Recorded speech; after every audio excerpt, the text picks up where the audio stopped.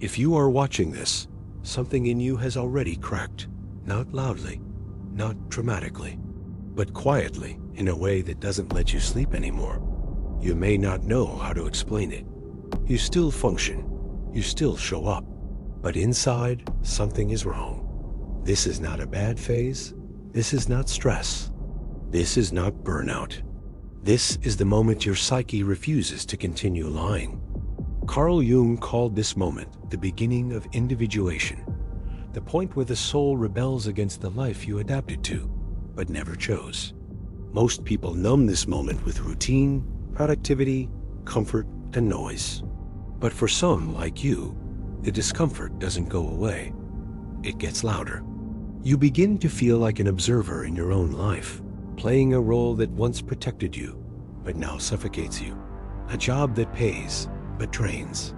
A relationship that looks fine, but feels empty. A life that appears stable, but feels dead. Jung warned that the greatest danger of modern life is not chaos, but unconscious adaptation. Living a life that isn't yours and calling it normal. When the psyche can't change your direction gently, it creates suffering, anxiety, emotional exhaustion, emptiness, a sense of being lost without knowing why. These are not malfunctions. They are signals. Society will tell you something is wrong with you, but Jung believes suffering appears when the old structure of the self has expired. You are not breaking down.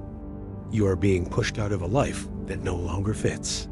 The life you were promised was a compromise, stability in exchange for silence. Over time, you learned to ignore your inner voice until it began to scream.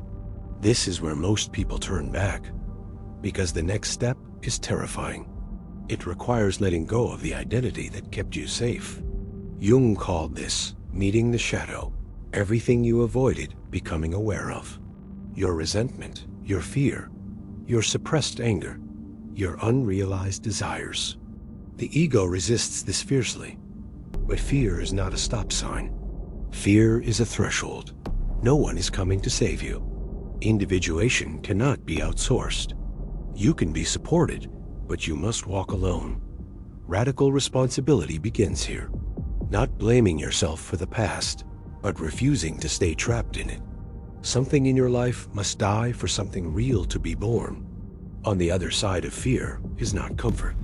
It's alignment, meaning, presence. A life that feels yours, even when it's difficult. Jung said, "The cave you fear to enter holds the treasure you seek." You already know where that cave is. The only question left is simple. Will you cross, or will you return to pretending? And deep down, you've already chosen.